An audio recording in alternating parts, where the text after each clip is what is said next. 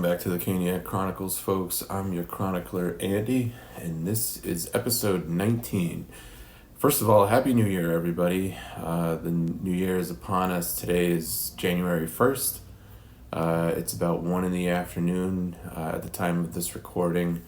And the Canes play tonight against Montreal. We've got a highly anticipated, in my opinion, Brandon Bussy's start. It'll be his third start in 4 games.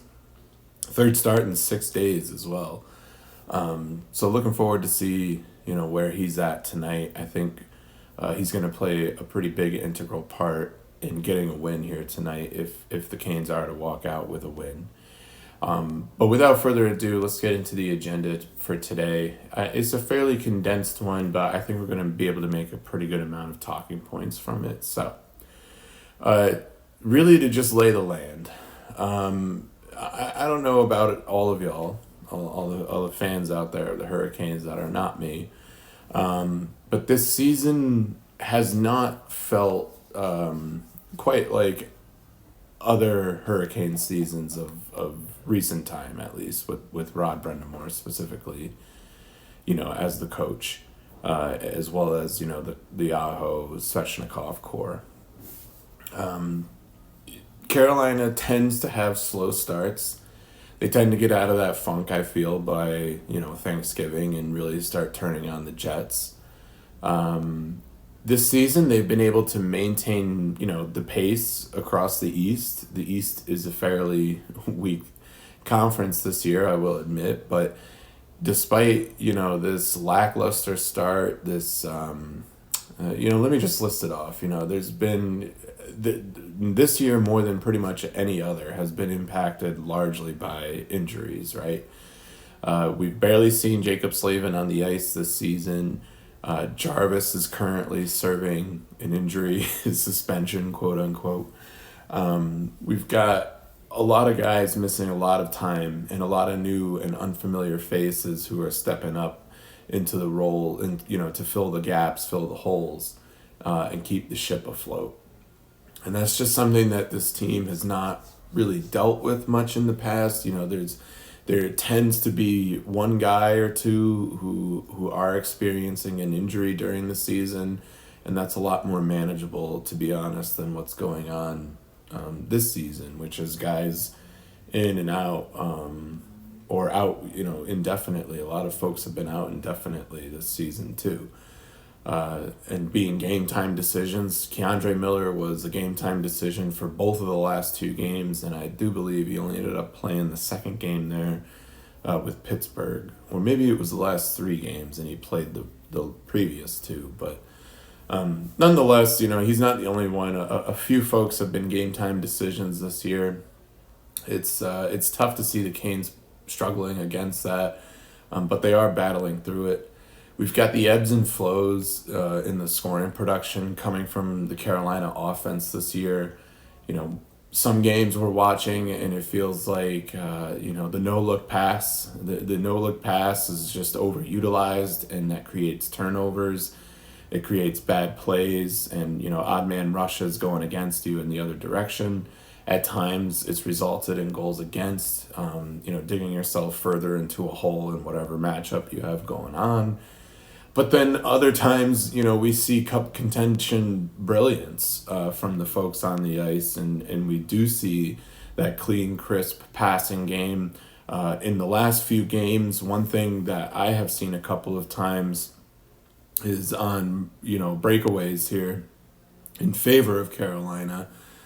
We've seen them have a couple of, successful conversions on odd man rushes because guys, or even just not just odd man rushes, but when they shift the play from one side of the offensive zone to the other horizontally, and then that guy in the slot goes for the shot, but ends up faking the pass right back across. There's been a lot of successful no-look pass that could be a shot. It's that approach that you make as a player where you could take a shot, you could try and blow one past the goalie, but then you also know, from your situational awareness that there's a guy wide open on the back door or back in the, in the slot, in the opposite face-off circle.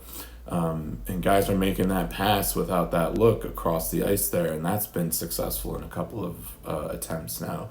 One thing that is awesome about what's going on with Carolina right now in terms of the passing game, I feel, or the scoring production game, is they're playing a lot more of net front presence. I've really enjoyed seeing that. But anyways, back to the original point, it's that ebb and flow of offensive production has definitely contributed to a less than normal, type of season here. It's hard to see some of these guys struggling for periods of time and then they find success, but then a set of other guys start struggling. We've seen the revolving door in the goaltender crease between running through Brandon Bussey, Anderson, and Kochetkov, who's now injured on the indefinite list. We had that Floridian weekend from hell this a couple weeks ago, 2 or 3 weeks ago now. That was fairly brutal. But I think that was also a wake-up call, and we'll get more into that after I finish this list out, this little segment. And then finally, the last bullet point I put on the list of things that are kind of contributing to a less than full enthusiastic season from a fan's perspective, in my opinion, is Natchez, the success Natchez is seeing in Colorado and the greater success that the Avalanche are seeing being the leaders of the pack here in the regular season. But we list all those things that are contributing to, a less than favorable start, a less than absolute elite start. I'll phrase it like that. But we also pivot into what is going in their favor and the good that's around. And to start it off, it's the fact that you're still leading the Eastern Conference despite dealing with all the adversity that we've been seeing as fans out there. That is huge. That is very big that this team is still able to hold on to that title. And again, I understand that the East is a less than, their strength in terms of a conference has definitely fallen off this season. I think everybody can see it. But I also think that's just, a sentiment of the times right now. It's very possible in that Florida weekend, especially, showed glimmers of what we can expect to see from the East come postseason. So I do expect the quality coming from the East to ramp up toward the end of the season. So again, it's good to be leading it now when things are light and manageable. All the adversity that they're going through right now is huge. I'll elaborate more about that at the end of this list, but it's very important for a team to be going through adversity like the Hurricanes are right now and not in April, May, June. We have a deep offensive group here, and just to list a few players, I put down Ehlers, Blake, Stankoven, Robinson, Svechnikov, Stahl, Martinook scoring his 100th goal Saturday night against the Red Wings. Stahl, Svechnikov, not Ehlers, Aho, Jarvis, and there's I think one other player, all have 10 goals or more already this season, and you have a number of folks behind them, including 3 defensemen, Gostisbehere, Nikishin, and I'm forgetting the third, who all have 4 goals each this season so far. So big scoring production coming from the team as a whole, and that's also very important come postseason. And then the most important fact that I want to point out here about this season that is going in their favor is the Canes have not been shut out yet once. And I personally fact-checked that by hand going through the schedule before putting today's agenda together. That is a point that I really want to hammer that is a huge diamond in the rough in terms of where this team is at currently in this regular season. The adversity. Let's talk about the adversity that they've been going through because, like I said, it's very important that this team, that any team really, that wants to have an opportunity at a Stanley Cup at the end of a season needs to face adversity at some point in the season or another or both. I think back a lot to the 2012 Los Angeles Kings run. The Kings came in as an 8 seed that season. That was back when the seeding was a little bit different. The first three, the divisional leaders at the time, which at the time there was 6 divisions, so 3 teams would have automatic entries as the 1, 2, and 3 seed for every conference, and then the 5 remaining slots for either conference were basically just a free for all. I personally preferred this format, this seating structure, compared to today's, but it is what it is. But anyways, the Kings fight for that final playoff spot in the regular season, and then they go on to be nearly perfect in the postseason after that. I think they might have lost 4 games in total that postseason. I want to say there was a 4-0, there was a 4-1, a 4-1, and a 4-2, if my memory serves me. But nonetheless, that whole season was adversity through and through for the LA Kings, and that's what Carolina is going through right now. This early in the season, we're just about halfway here. Most teams are starting to approach that halfway mark of 41 games played, and Carolina has seen and faced so much adversity already this season.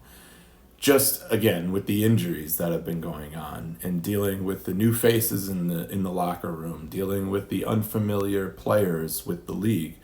A lot of the guys who are covering these folks who are sustaining injuries are coming up from the AHL and playing some of their first games of NHL hockey with us. And I tell you what, a lot of them, maybe their first game, maybe their first shift, you might see it, but for the most part, I don't see these people seeming all that, out of their element here playing with an NHL team. And they're providing us good, solid minutes. Mike Riley, I think, too, specifically, as being a rock steady, a rock solid, gap filler in the lineup. He makes a lot of smart plays. He doesn't do anything stupid with the puck.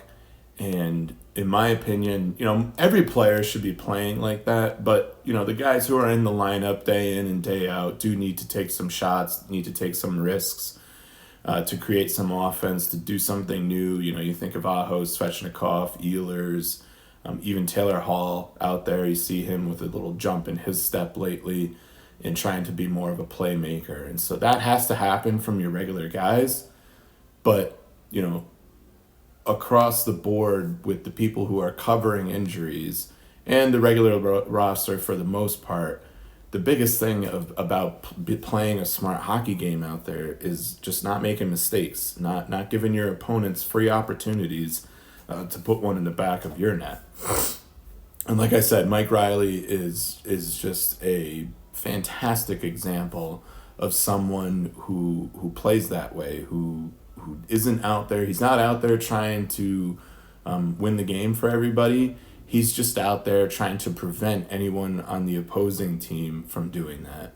And he's even had some opportunities on the shorthand. He has a shorthanded goal this season already, if I'm not mistaken. And just the other night, he came in, I can't remember, it might have been Pittsburgh, to be honest. But he came in on a shorthanded attempt. There was a breakaway between 2 forwards coming the other way, and they didn't make anything happen, but he was the trailer who was coming in to kind of pick up the garbage, and he had a really good attempt at a shorthanded goal there. So I love the fact that Carolina is seeing that type of adversity right now. It's good in more than one sense. It's good for in the playoffs. When you're a team that's in the playoffs, you are going to sustain injuries, and whether the adversity coming out of this portion of the season is for folks to learn the lesson of healing your injury, letting it fully restore itself so you come back as healthy as you can possibly be, as prepared as you can possibly be, or whether it's for the guys who remain on the roster after a big time player or maybe a really close line mate goes down with an injury like that. It's good to mentally accept that, mentally move on, and mentally welcome your new line mate, your new teammate into the mix as if they've always been here, as if they've always been, part of the group. And the more time that we have our prospects, our younger guys who are in the who are in the minor league system come in and fill those gaps, the more familiar they get with not just the team, but with the speed of play, with the competition.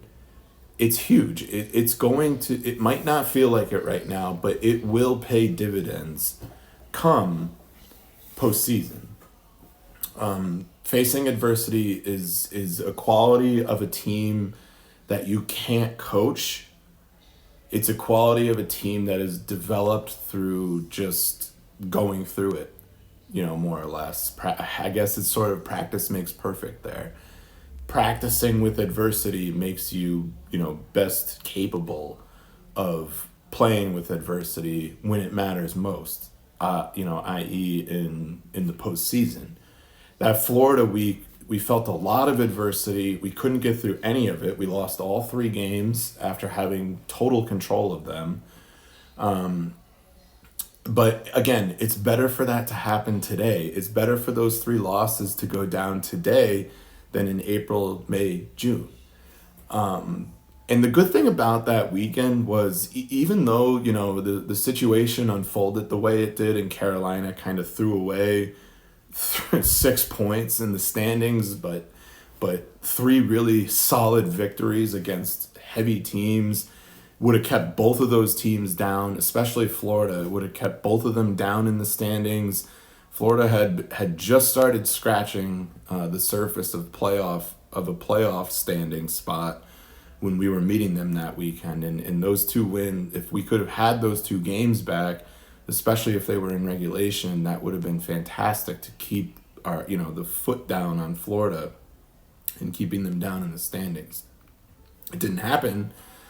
But again, Florida's a team you're likely going to end up meeting in the playoffs. They've been kind of like the Penguins had been against the Capitals for all those years, but they've been our arch nemesis. They've been our Achilles heel.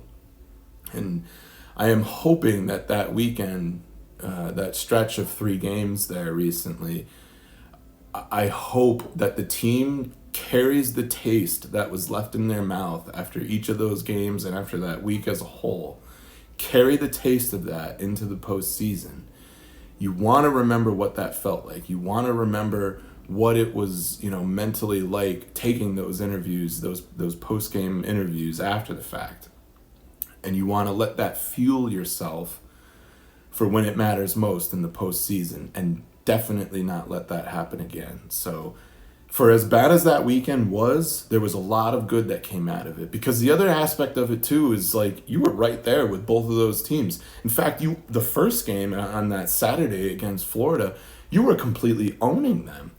Florida was, we went up 3-0 and Florida didn't really do anything until pretty much the final 5 minutes. So Carolina, like I said, a lot of good did come out of that weekend, despite the optics that you see if you just pull the scoreboard up and see what the final was. Dive into the goaltending. I know we've sort of visited this recently, and I guess I'm not really quite remembering why I wrote this down, but I wanted to talk to the Pyotr Kochetkov situation and the overall state of goaltending. I guess I've sort of shared this conspiracy theory already, but I feel that over the last 6-7 years as coach, while Brendamore has had a lot of authority with a lot of the decisions that happen with this team, I don't quite feel like he's had total authority over the team. And what I mean by that is the goaltending situation. We look at the goaltending situation, and if you just look at it for what you're seeing, you would think that Rod really favors Anderson. Rod feels that Anderson is the go-to guy. He feels that Anderson is the guy that you can lean on. And I really think that the fan base kind of followed along with that notion for quite some time now. Now, in the recent events, specifically the last 3 or 4 weeks, I think that sort of notion from the fans has sort of turned, which I appreciate. And I think Rod now has that authority over the goaltending. If I had to get more specific, it seems as though the guy, I don't remember his name, but recently the president of hockey operations or the president of the organization, whatever his title was, it seems like he has stepped away. He stepped down. That's a fact. I don't know why I'm saying it seems like it, but he resigned as president of hockey operations for the Carolina Hurricanes. And suddenly we start seeing decisions from Rod that I feel are truly coming from Rod.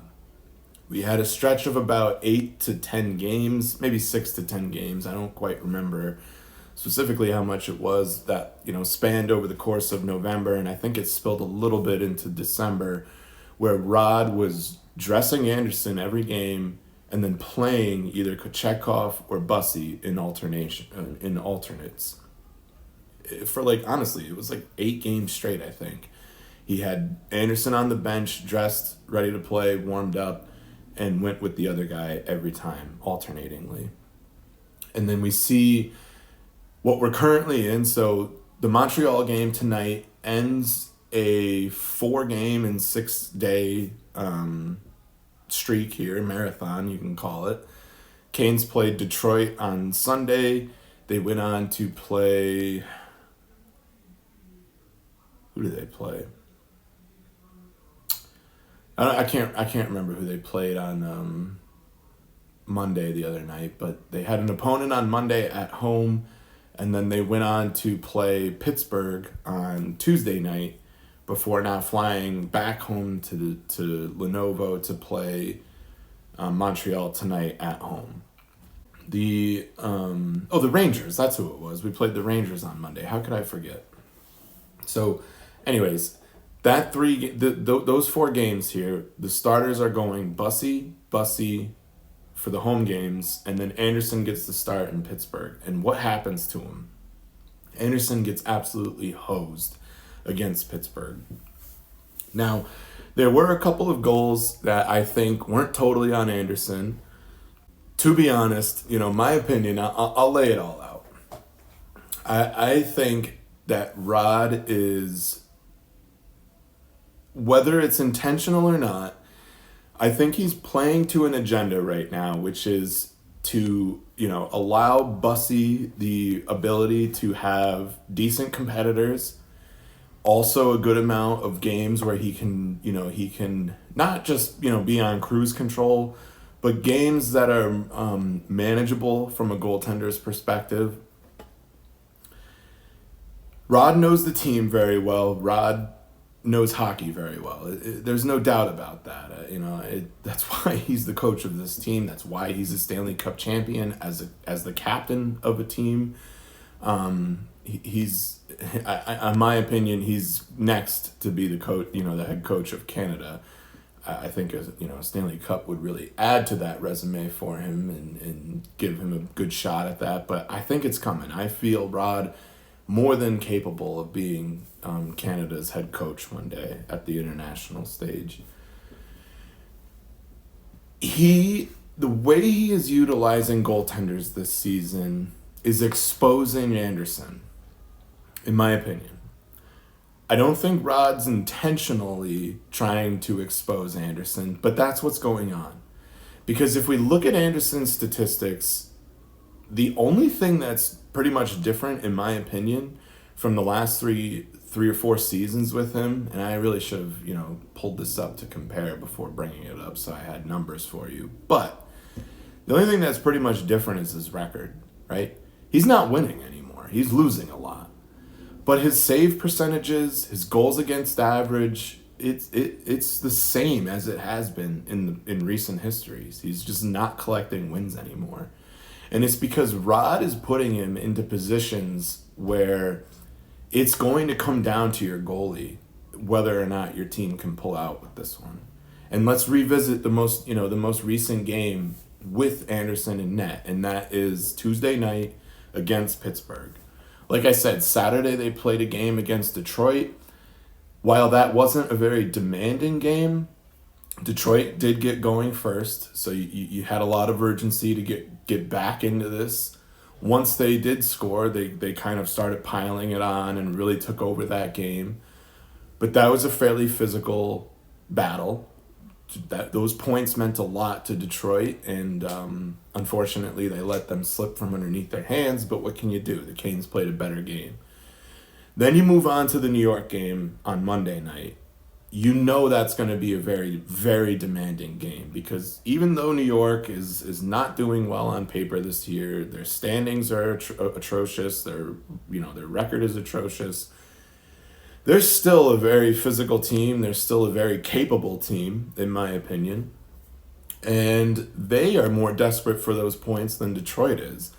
So New York brought a very heavy, very physically demanding game that night, and it ended up having to go, to overtime to get it done. Again, if I recall correctly. But you could see that the guys were tired in that game. I think you could even almost see it in the Detroit game, but you really, really saw it in that game against New York. And then right after that game, the players have to get on a plane, fly to Pittsburgh, where it's freezing cold. It was snowing. It was, it's not the conditions we have here in Raleigh, which is about 50-degree weather and, sunshine days. It was that, northeast type frigid conditions with snow on the ground. And you had to get on a quick flight and get out there, and then you're coming right back afterward.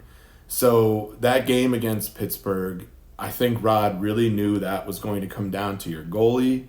You've already played Bussy twice. Kochetkov, was, I forgot if it was I think it was before the Ranger game. We found out Kochetkov needed to have hip surgery, and that he's going to be out for pretty much the remainder of the season.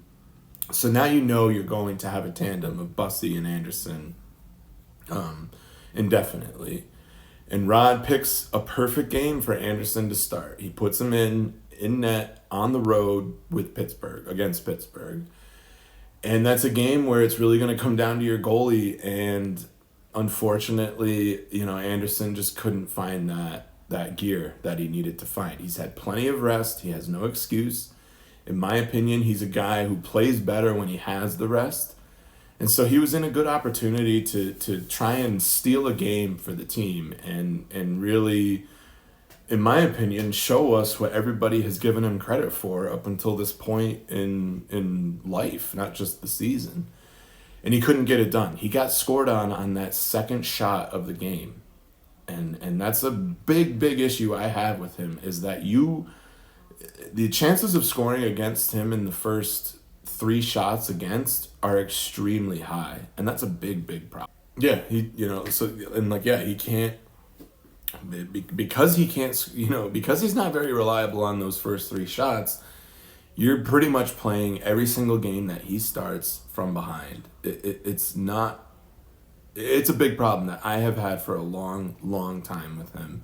And he was really exposed in that game against Pittsburgh. My brother got, he's a Sabres fan. He's on freaking cloud 9 right now. 10 wins in a row the other night with that win against they were playing Dallas.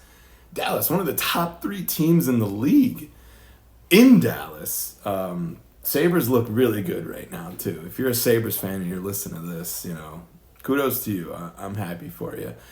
But my brother was, in our group chat the other night against Pittsburgh. And I, for one, was enjoying the Pittsburgh game because I've been a staunch, Anderson isn't what you think he is kind of thing for the last 4 or 5 years now. And it really showed there in that Pittsburgh game, in my opinion. And Rod's not going to Bussy that entire game. I think after Jankowski's goal in the second, before the second period ended, I had a little inkling, maybe we see Bussy. In my opinion, I think if you're Rod Brendamore after that second period, I think you pull Jordan Stahl to the side. I think you say, hey, Captain, what do you think? Do you feel like the comeback is in these guys? Do you feel like the opportunity is there to maybe flip this game over, kind of like what happened to us against Florida for all those games recently. Do you think it's in the guys tonight? And depending on his response there, I would make my decision on if Bussy's coming in for the third period or not. If Stahl comes back to me and says, everybody there's just something off in the room tonight. I don't really think tonight is really within our grasp anymore. I think we've sort of lost it. We're gonna come out. We're gonna play our hardest third period, and we're gonna try and keep the score, as it is. You have to keep it as it is if you want a chance of coming back. But I don't think, again, as speaking in terms of Eric's or Jordan Stahl, I think you're telling Rod, maybe, this isn't the night. Give Busty the rest. We'll come out flying against Montreal on Thursday. And so, again, I'm speculating, but that, if I was Rod Brendamore, that is where I would go. If Stahl tells me that the guys are raring to go, they're fired up, we just had a slow start, we had a sluggish first two periods, everybody's got adrenaline in the tank still, everybody's ready, we've just been kind of holding it on cruise control those first two periods, but we're ready to flip the script, then I would say, all right, Bussy, get in net, bring the boys home kind of thing. But that isn't the case. Anderson does put together a fairly good third period. I don't believe he let in any goals in the third period. But what can you do? Again, I just think that game really exposes Anderson for what he is, what he's always been, which is just an unreliable saver. And unfortunately, in a game where he's the guy who needs to win it pretty much for the team in front of him, he can't do that, so they move on. But yeah, my brother was really giving me a lot of shots in the chat asking where Bussy is. I think it's the perfect, I think it's the perfect setup for Rod. It gives everything, it gives Anderson an opportunity to really prove himself to the team, to really prove himself to the critics, me, who the longtime critics, me, of him, but he just doesn't get it done. And now you have Bussy, he's going to be fresh for tonight. I think the guys are really going to channel off of that, his energy. I really expect to see a fairly confident win tonight. If I don't see it, if Carolina manages to lose tonight, then I will submit to my brother that, he was right. Maybe we should have played Bussy all night long. But you do that, and now you do that, and if you play Bussy in that Pittsburgh game, then you put the guy in the crosshairs for a blemish on his what is otherwise a Vezina-worthy performance so far this season. He's a rookie this year, a 27-year-old rookie. He can't get the Calder Trophy because he's ineligible due to his age, but he certainly could make a run at the Vezina. 10, 20 more games. And if he keeps the pace he's on right now, I think he's pretty much a shoo-in for at least a nomination. But yeah, if you play him that night against Pittsburgh, you're basically putting him in a position where it's all on him. And you're only giving him an opportunity to have a blemish develop on, like I said, a pristine record so far this regular season. So I like the move to bench Bussy and play Anderson there.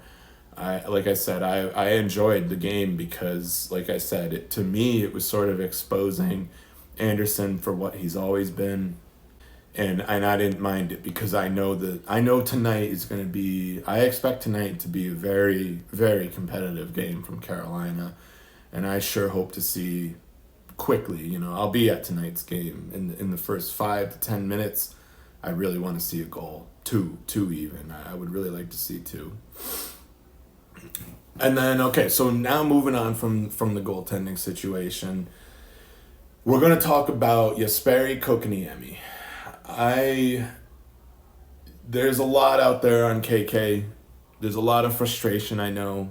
He doesn't put pucks in the net very often. He's got 2 goals this year, which is tied with Keandre Miller, who scored both of those goals in the first game of the season. It's ugly from that perspective. But I want to talk about KK because in the last 3 to 4 games, he's really exemplified what I like most about him. And really, it's one of the only players on this team that I feel consistently brings this type of persona to the ice. KK's physicality.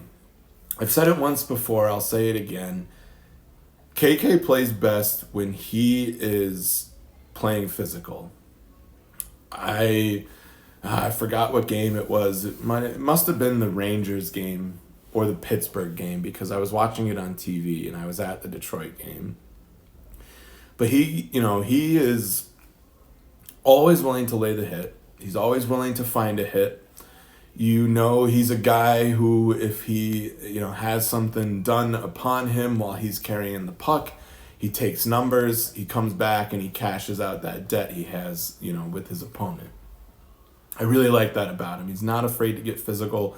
He's a very strong body, so he's the type of player you want to see get physical.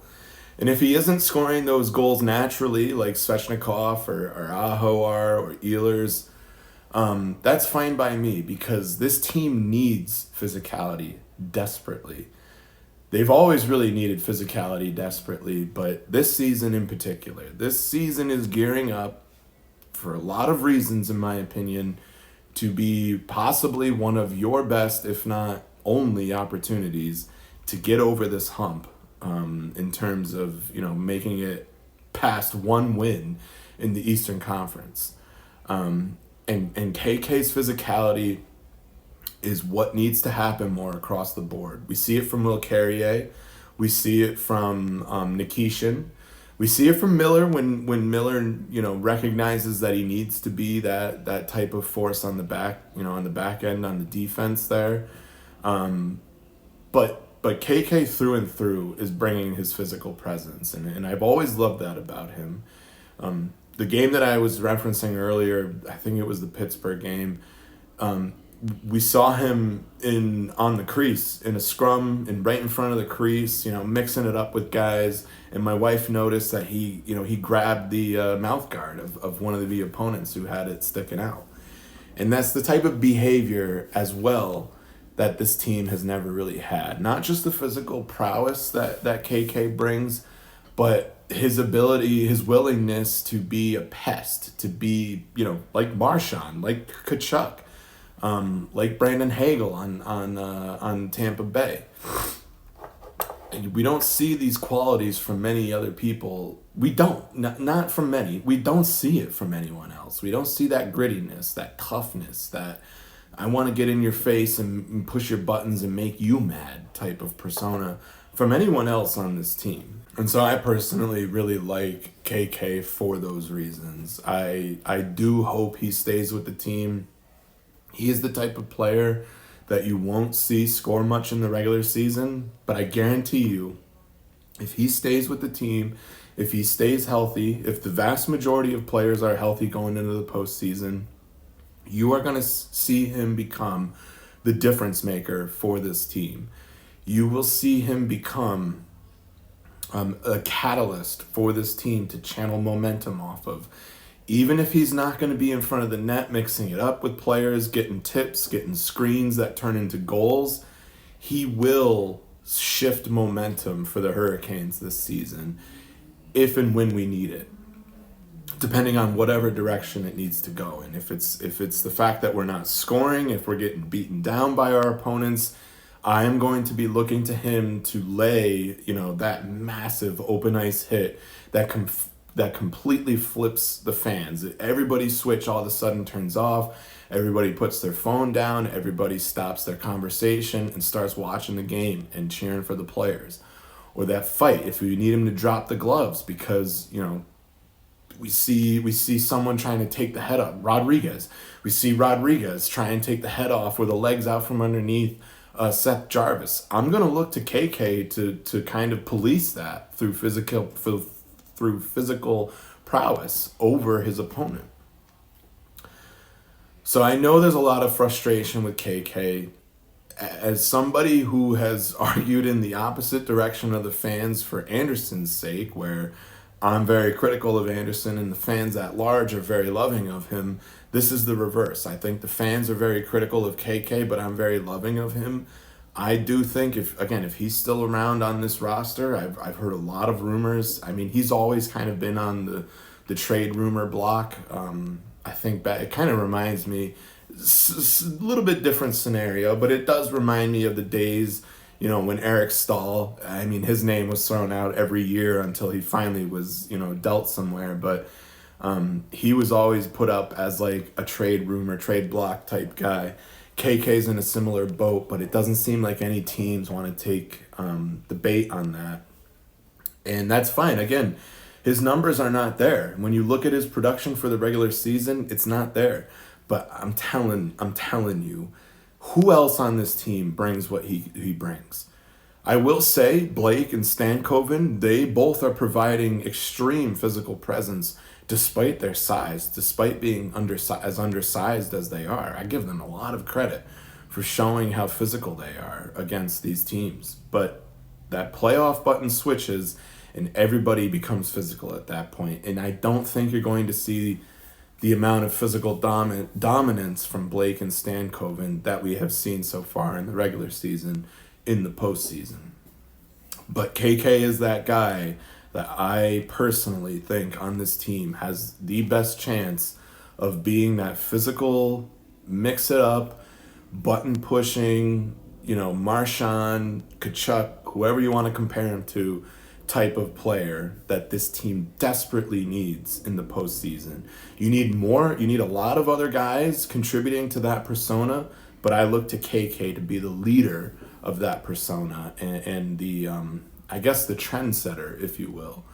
I think if he starts going, you might see Will Carrier start throwing the body around a lot more often, again, in the postseason. I think if he starts going, you'll definitely see Nikishin start throwing it around. Nikishin is a heavy body. He's probably our best checker, if I'm being honest.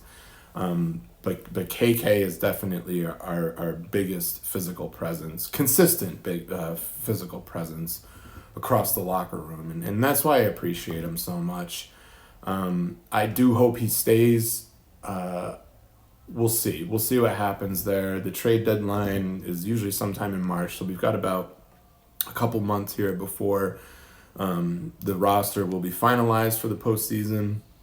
Again, I hope KK manages to stay, although if there's a trade out there that makes us better, we know that's something that Tulsky, that's the mentality that Tulsky carries, is they're always looking to get better.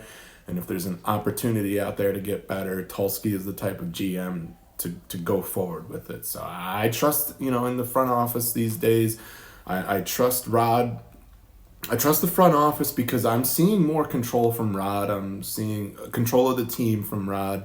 The decisions, rather, the logistical decisions of players and who's playing and who's starting, etc. I'm seeing a lot more hands-off there with Rod from the front office, and I respect them for that reason. I also, the acquisition of Keandre Miller and Ehlers over the off season, moving on from Natchez, at last year's deadline, I respect all these decisions, and so I like where this team is going. If KK ends up, being in some other team's uniform by the end of the regular season, so be it. But if he stays, I think he's going to be a lot more valuable to this team than we have seen him be so far. So let's take a look ahead. Today is January 1, and I'll be back on the mic next Wednesday, I'm hoping, which will be the 7th. So between now and then, we've got Montreal tonight at home. Bussy's going to be getting the start there. Looking forward to that game. That's going to be a good one. I have confidence Carolina's going to come out with a win here, and Bussy will improve to that 14-1-1. Moving on, this one's a big one, folks. On Saturday, Colorado Avalanche are in town. Don't quite know yet who's going to be the starter there. I think you go Bussy with that one and you play Anderson against the Devils in New Jersey the next night. I think that's going to be a really, really good test for Bussy, a good test for the team. That's my opinion. I think you really want to win that game more than you want to win the game against the Devils. So I'm saying go Bussy for the Colorado game on Saturday and take, Anderson to New Jersey the next night. on Sunday the 4th. We'll see what happens there. And then another very big opponent, Tuesday, January 6th, we've got the Stars at home. Actually, it looks like it's going to be 3 games from the West Coast after that, meaning the West Coast is here in Raleigh. We'll be back on the mic before this, but the Ducks are in town on the 8th and the Kraken are in town on the 10th. So a lot of good hockey to look forward to for the Hurricanes. The Ducks are a very good team. I think they've been struggling as of late, if I am not mistaken. But that's going to be a good show too. So make sure to pencil that one in for your evenings. But anyways, folks, without further ado, that has been episode 19. I do appreciate you listening if you are, and I hope you guys have a great rest of your day. I'm the Caniac Chronicler. Take care.